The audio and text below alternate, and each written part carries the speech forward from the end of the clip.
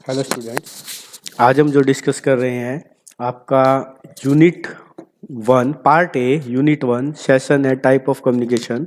Unit का नाम आपका कम्युनिकेशन स्किल्स। तो जैसे कि हमें मालूम है कम्युनिकेशन मीनिंग वार्तालाप, बातचीत करना, हमारे व्यूज़ को दूसरों तक पहुंचाना और दूसरों के व्यूज़ तो हमारे तक पहुंचाना। तो हम किस किस तरह से हमारे व्यूज़ को दूसरों तक पहुंचा सकते हैं, दूसरों के व्यूज़ को हम समझ सकते हैं।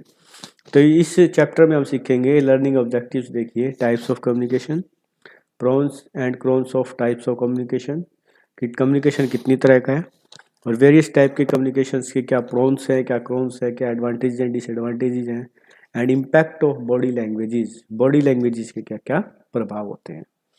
तो सबसे पहले देखिए types of communication. Previously class 9 में भी हम इसके बारे में डिस्कस कर चुके हैं। व्हाट इज़ कम्युनिकेशन, कम्युनिकेशन क्या होता है, वार्तालाप करना, इंफॉर्मेशन को, आपके व्यूज़ को एक दूसरे के साथ एक्सचेंज करना। तो हम देखते हैं यहाँ पर टाइप्स ऑफ कम्युनिकेशन। कम्युनिकेशन कितनी तरह का होता है। बेसिकली हमें यहाँ पर 4 टाइप्स के कम्युनिकेशन दिए गए हैं। 4 फॉर्म है कम्युनिकेशन की। सबसे पहले है वर्बल फॉर्म। वर्बल फॉर्म का मीनिंग है कम्युनिकेटिंग ओरली। जब हम बोल कर एक दूसरे के साथ कम्युनिकेशन करते हैं उसको हम कहते हैं वर्बल फॉर्म। सेकंड है non verbal form. Non verbal form meaning communicating using body language, gesture और टोन एंड पिच। मीनिंग कि हमारी जो बॉडी लैंग्वेज के थ्रू हम किसी को समझाते हैं। जैसे छोटे बच्चों को हम जब चुप कराना होता है तो फिंगर को माउथ के ऊपर रखते हैं, वो एक हम उनको इशारा करते हैं कि आपको चुप बैठना है। गुस्सा करना होता है तो हम आंखें दिखाते हैं। तो हमारी बॉडी लैंग्वेज के थ्रू जब हम कोई मैसेज देते हैं तो उसको कहते हैं non verbal form. Body language में हम कोई गेस्चर, कोई टोन वगैरह बना करके जब हम कम्युनिकेट करते हैं तो उसको हम कहते हैं नॉन वर्बल फॉर्म। थर्ड है रिटन फॉर्म। रिटन फॉर्म का मीनिंग जब हम लिखकर या प्रिंटेड, जैसे हम बोर्ड पर लिखते हैं या आपकी बुक, नोटबुक्स जिसके ऊपर कुछ लिखा हुआ है उसको हम कहते हैं रिटन फॉर्म। और फोर्थ है विजुअल फॉर्म। विजुअल फॉर्म का मीनिंग जब हम कुछ दिखाकर, कोई पिक्चर, कोई लोगो, कोई पोस्टर, कोई मैप, कोई चार्ट एटसेट्रा दिखाकर जब हम किसी को कुछ समझाते हैं तो वो कहलाता है विजुअल फॉर्म। तो ये 4 तरह के वे हैं हमारे पास कम्युनिकेशन के, जिनके थ्रू हम कम्युनिकेट कर सकते हैं। क्लियर। तो ये हो गए verbal, non verbal, written and visual. Clear. अब आगे देखिए pros and cons of various type of communication. हर टाइप की जो कम्युनिकेशन है उसके कुछ एडवांटेजेस भी हैं और कुछ डिसएडवांटेजेस भी हैं। तो अब हम उनको डिस्कस करेंगे। सबसे पहले देखिए वर्बल। वर्बल के प्रोन्स क्या है। It is straight forward to express the feeling. Meaning कि हम डायरेक्टली कन्वे कर देते हैं मैसेज को बोलकर।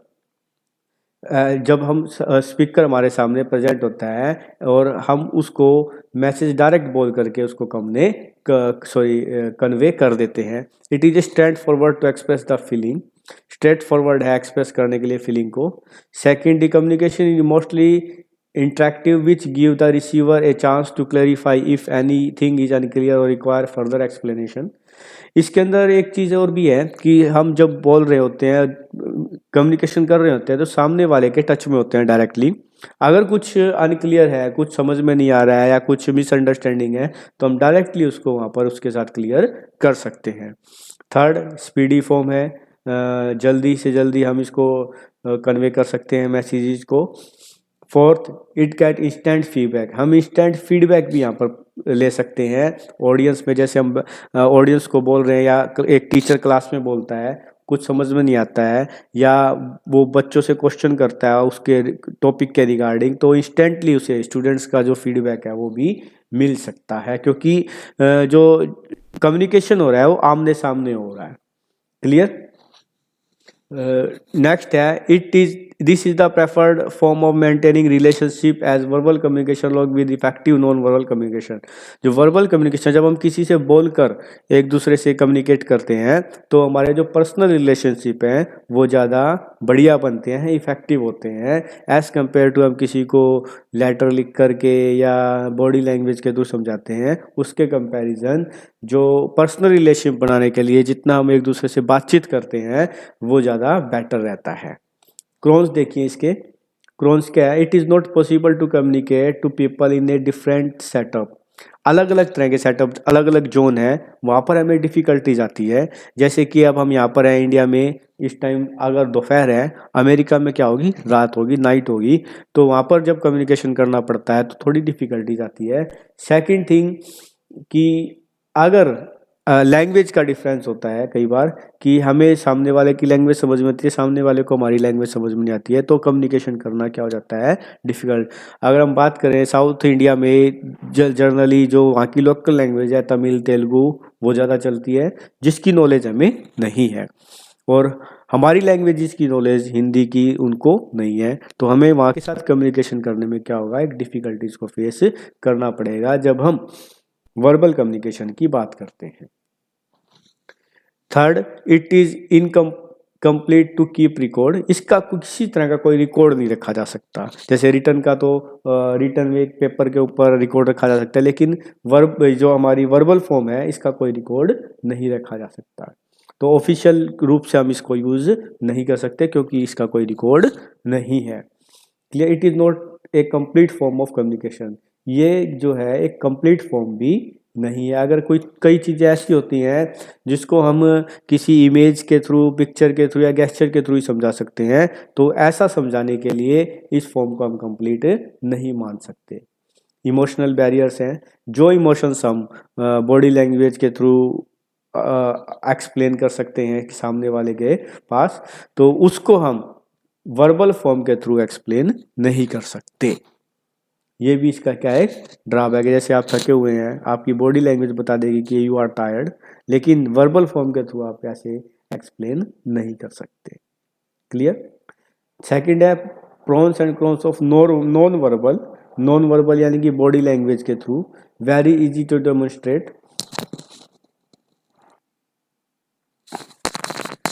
मीनिंग कि अगर हम किसी को कुछ दिखाना चाहते हैं, जताना चाहते हैं, व्यक्त करना चाहते हैं, प्रदर्शित करना चाहते हैं, तो बॉडी लैंग्वेज के थ्रू बहुत ही ज़्यादा इजी होता है।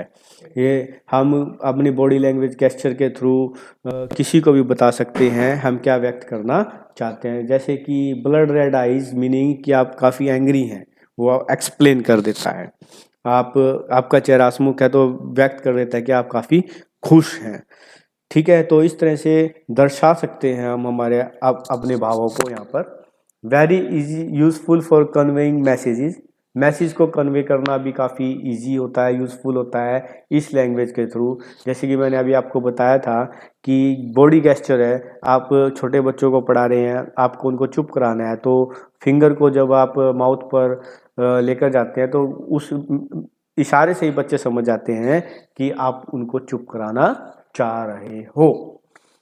नो लैंग्वेज बैरियर, इसके अंदर किसी तरह कोई लैंग्वेज बैरियर नहीं है। मीनिंग अगर सामने डिफरेंट लैंग्वेजेस के पर्सन है, जिनको हमारी लैंग्वेज नहीं आती, हमें उनकी लैंग्वेज नहीं आती, वो भी हमारे इशारों को, गेस्चर्स को इजीली समझ सकते हैं। इसके लिए किसी तरह का कोई लैंग्वेज बैरियर कि सामने वाले को भी वही लैंग्वेज आनी जरूरी है जो हमें आती है, नेसेसरी नहीं है।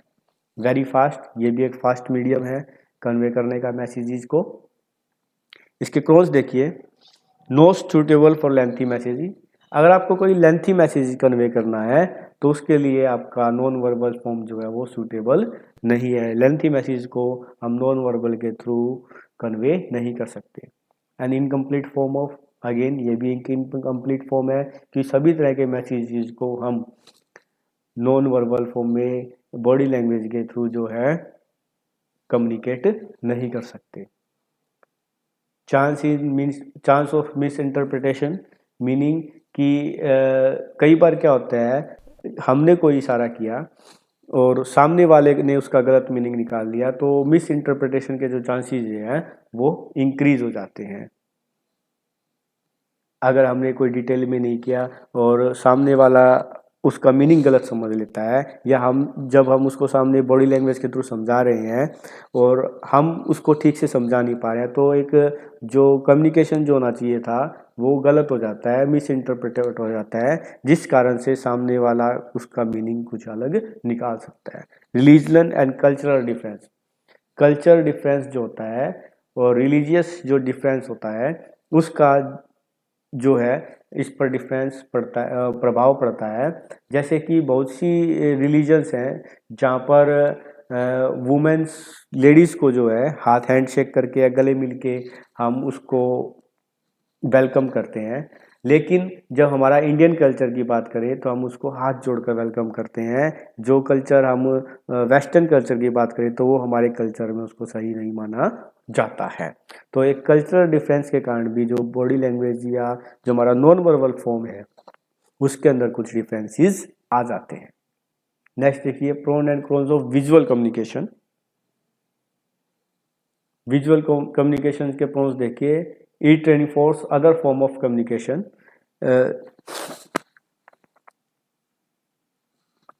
यस बेटा, मीनिंग कि जो दूसरी हमारी कम्युनिकेशन फॉर्म्स हैं लाइक ओरल और oral and verb non verbal, उसको बढ़ाने के लिए भी, उसको समझाने के लिए भी उसकी हेल्प करता है विजुअल कम्युनिकेशन। फॉर एग्जांपल, जैसे एग्जांपल दिया है, एक टीचर आपको, साइंस टीचर आपको डाइजेस्टिव सिस्टम को समझा रहे हैं।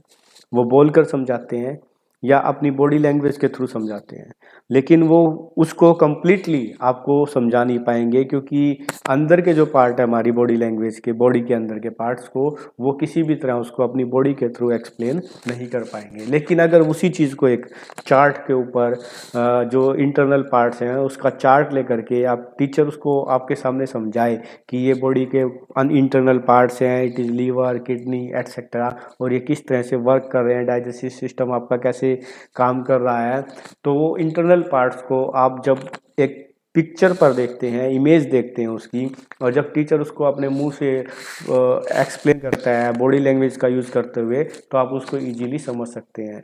मीनिंग ये है कि हम विजुअल के थ्रू उनका अदर जो लैंग्वेज हमारी वर्बल और नॉन वर्बल फॉर्म है उनके साथ उसको इजीली जो है मैनेज कर सकते हैं।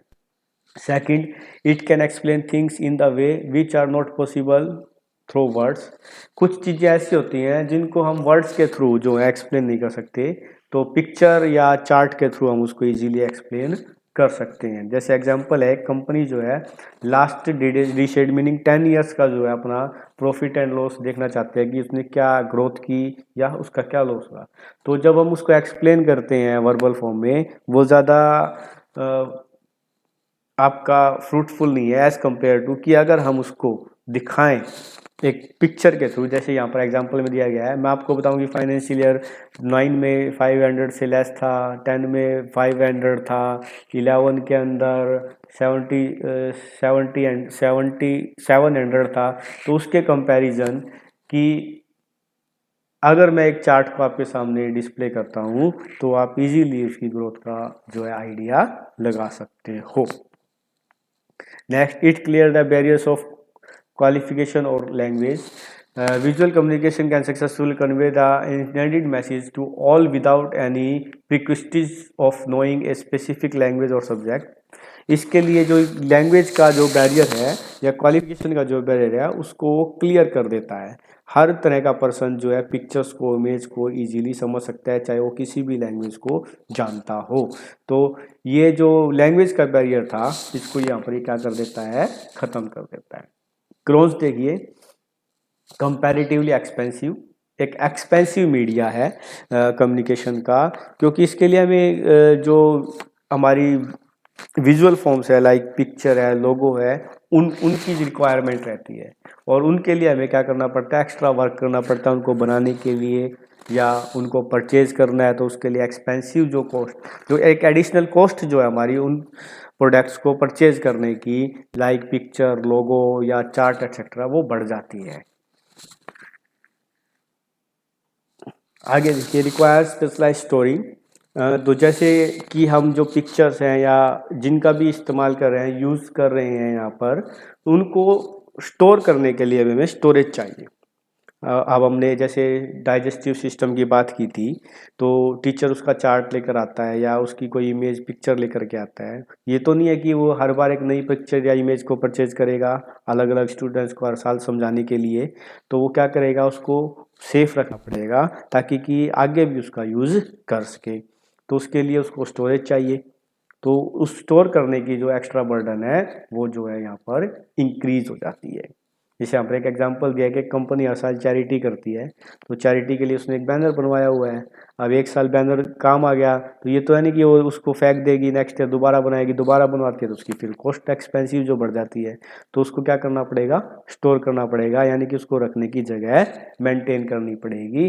तो उसका जो है उसको स्टोरेज चाहिए ताकि कि नेक्स्ट ईयर जो है उसको सेफली अगेन यूज कर सके।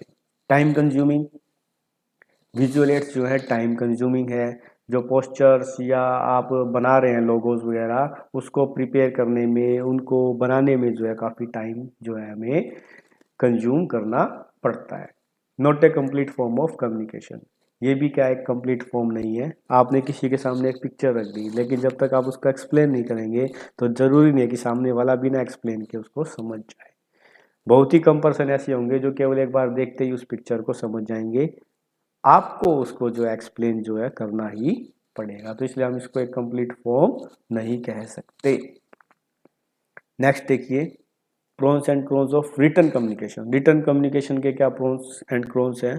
प्रोन्स देखिए, परमानेंट स्टोरेज, इसकी स्टोरेज जो है परमानेंट होती है, ये परमानेंट रिकॉर्ड मेंटेन करते हैं क्योंकि ये रिटर्न में होते हैं किसी बुक में या नोटबुक में। क्लियर।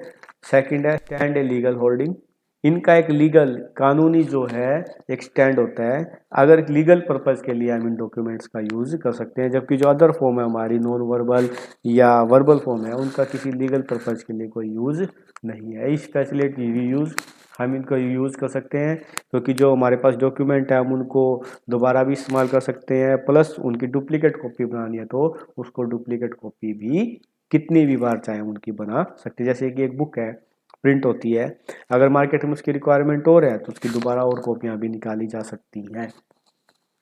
थर्ड देखिए, मास सर्कुलेशन पॉसिबल, इनका सर्कुलेशन बल्क में पॉसिबल है क्योंकि हम इनकी मल्टीपल कॉपीज क्रिएट कर सकते हैं, तो उन मल्टीपल कॉपीज को हम कहीं भी डिस्ट्रीब्यूट जो है वो कर सकते हैं, तो इसलिए एनीवेयर इन द वर्ल्ड हम इनको डिस्ट्रीब्यूशन कर सकते हैं। मास सर्कुलेशन जो इनका पॉसिबल है। Suitable for lengthy message oblique information, किसी भी तरह के लेंथी मैसेज के लिए, इन्फॉर्मेशन के लिए काफ़ी सूटेबल है। जैसे आपकी बुक है, आपकी बुक के अंदर आपको काफ़ी सारी इन्फॉर्मेशन मिलती है, तो वो इन्फॉर्मेशन आपको हम ओरली, वर्बली या विजुअली किसी भी फॉर्म के अंदर, वर्बल, नॉन वर्बल या विजुअल फॉर्म के अंदर एक जगह पर कलेक्ट नहीं कर सकते। या जो आप अदर देखते हैं कि बजट्स रिपोर्ट्स बनती हैं या मैनुअल्स बनते हैं, वो जो है लेंथी होते हैं काफ़ी, तो उनके लिए काफ़ी सूटेबल फॉर्म है। It convey sincerity, return document जो रिप्रेजेंट किए जाते हैं वो कंपनी की एक आइडियोलॉजी होती है। जो पैम्पलेट्स वगैरह बनाए जाते हैं, पोस्टर जो भी बनाया जाता है कंपनी का, वो कंपनी की पॉजिटिव इमेज को ग्रो करने के लिए, उसकी गुडविल को दिखाने के लिए बनाए जाते हैं। तो वो जो है सिंसियरिटी के साथ बनाए जाते हैं ताकि कि हम कंपनी की इमेज को, आप भी जब भी आप कोई बुक लिखेंगे तो आप उस बुक को लिखते वक्त सिंसियर रहेंगे क्योंकि वो बुक कई हाथों में जाएगी और हमें मालूम है कि लोग उसको पढ़ेंगे, देखेंगे, तो हम सोचेंगे कि उसको इतना एग्जैक्ट बनाया जाए कि उसके अंदर किसी तरह कोई मिस्टेक ना हो। जैसे आप एग्ज़ाम भी देते हैं, लिखते हैं, तो आप यही सोचते हैं कि उसके अंदर मिस्टेक कम हो ताकि कि जो एग्जामिनर है उसको ईजी रहे और वो हमें अच्छे मार्क्स भी दे। तो इसके अंदर जो है सिंसियरिटी का यूज़ किया जाता है। आइडेंटिटिकल मीनिंग कि जो रिटर्न कम्युनिकेशन है उसके अंदर हमने डुप्लीकेट कॉपीज भी बनाई है, बल्क में बनाई है, तो आइडेंटिकल होगी। आइडेंटिकल का मीनिंग है कि वैसी ही होगी जैसी ओरिजिनल है, उसके अंदर किसी तरह का कोई चेंज नहीं होता है। जबकि हम वर्बल की बात करें, मैंने एक मैसेज आपको दिया, आप किसी दूसरे को देते हैं, दूसरे से तीसरे को देते हैं, तो जनरली क्या हो जाता है, उसकी फॉर्म चेंज हो जाती है। एक से दूसरे तक कम्युनिकेट, दूसरे से तीसरे तक, तीसरे से चौथे तक जब हम वर्बल फॉर्म को कम्युनिकेट करते हैं तो वो मैसेज जो फर्स्ट स्टार्टिंग में था लास्ट तक जाते जाते उस मैसेज का कुछ और बन जाता है। जबकि इसके अंदर ऐसा कुछ भी नहीं है। आपने फोटोकॉपी किया ओरिजिनल की तो वो वही रहेगी जो ओरिजिनल था, उसके अंदर किसी तरह का कोई चेंज नहीं होगा। क्लोज देखिए, कॉस्टली, एक कॉस्टली मीडिया है क्योंकि इसके लिए आपको किसी न किसी तरीके डिवाइस, आपको कोई बुक प्रिंट करनी है तो बुक प्रिंट करने के लिए आपको एक डिवाइस चाहिए, लाइक स्मार्टफोन, लैपटॉप या आपका कंप्यूटर, पेन, पेंसिल, रबड़ या नोटबुक, बुक एट्सेट्रा। तो उसकी कॉस्ट जो है इंक्रीज हो जाती है। टाइम कंज्यूमिंग, लिखने में आपको काफ़ी टाइम यूज़ करना पड़ता है, राइटिंग करते हैं, रिटर्न वर्क करते हैं आप, तो इट टेक काफ़ी लॉन्ग टाइम, आपको काफ़ी टाइम जो है यहाँ पर वेस्ट यूज कंज्यूम करना पड़ता है। Barrier of qualification and language, यहाँ पर क्वालिफिकेशन का और लैंग्वेज का बैरियर हो जाता है कि जो पढ़े लिखे लोग हैं केवल वही रिटर्न जो है उसको समझ सकते हैं, जो इलिटरेट पर्सन है, अनपढ़ पर्सन है, वो उनके लिए इस मीडिया का कोई भी यूज़ नहीं है। सेकंड, लैंग्वेज का, कि जैसे मैंने आपको बताया था कि साउथ में हमारे तमिल है, अगर तमिल लैंग्वेज की कोई बुक हमारे सामने आ जाए तो हमारे लिए उसका कोई मीनिंग नहीं है, क्योंकि हमें उसको रीड करना नहीं आता है। कॉस्ट ऑफ स्टोरेज, अगेन यहाँ पर स्टोरेज कॉस्ट जो है वो इंक्रीज हो जाती है, पेपर की कॉस्ट बढ़ जाती है, उनको छपवाना, बाइंड कराना, प्रिंट कराना, उनको स्टोर रखना ताकि कि वो ख़राब ना हो, वो एटसेट्रा, तो ये कॉस्टें जो है यहाँ पर इंक्रीज हो जाती है। These are the some cons of return communication. आप देखिए impact of body language, body language के क्या क्या प्रभाव होते हैं। सबसे पहले देखिए बॉडी लैंग्वेज के अंदर हम क्या क्या करते हैं। Always stand up with a straight back, जब भी हम खड़े हों तो स्ट्रेट बैक के साथ हमें खड़ा होना चाहिए, यानी कि जो हमारी कमर है वो एकदम सीधी होनी चाहिए, झुकी हुई नहीं होनी चाहिए। Keep your arm by your side, हमारे जो आर्म है, हाथ हैं, वो हमारी साइड में होने चाहिए, आगे या पीछे की साइड, या हमारी मूवमेंट नहीं होनी चाहिए। Sit with a straight spine, spines जो हमारी उस सीधी होनी चाहिए एकदम। Smile as you enter in the room, जब भी आप किसी रूम में एंटर करें तो हंसमुख चेहरे के साथ एंटर करें। किसी के साथ मिले तो हंसते हुए मिले। जेंटली हैंडशेक करें। आई कांटेक्ट जो है वो रखना चाहिए। जब भी आप किसी आई कांटेक्ट करते हैं, आप सपोज आप किसी मीटिंग में हैं, आप मीटिंग अटेंड कर रहे हैं, आप बोल रहे हैं उसमें, जो सामने वाले पर्सन देख रहे हैं, आपको सुन रहे हैं, तो उनके साथ आपका आई कांटेक्ट रहना चाहिए। और एक पर्सन के साथ जब भी कोई आई कांटेक्ट करे तो एटलीस्ट 2 to 3 मिनट्स के लिए, सेकंड्स के लिए सॉरी, हमें आई कांटेक्ट जो है जब आप पब्लिकली स्पीक कर रहे हैं तो करना चाहिए। अगर आप आई कांटेक्ट नहीं कर रहे हैं, इट मीन्स कि आपके अंदर कोई डाउट है। एक्टिवली हमें वहाँ पर परफॉर्म करना चाहिए। Keep your shoulder relax down, आपके जो कंधे हैं वो रिलैक्स रहने चाहिए। और जो आपका वेट है वो दोनों पाँवों के ऊपर समान होना चाहिए, यानी कि जब भी आप खड़े होते हैं तो सॉलिड फॉर्म में खड़े हो, किसी भी एक फीट के ऊपर, पाँव के ऊपर आपका जो है वेट नहीं होना चाहिए, दोनों के ऊपर समान रूप से वेट रखना चाहिए। डोंट, हमें क्या क्या नहीं करना चाहिए।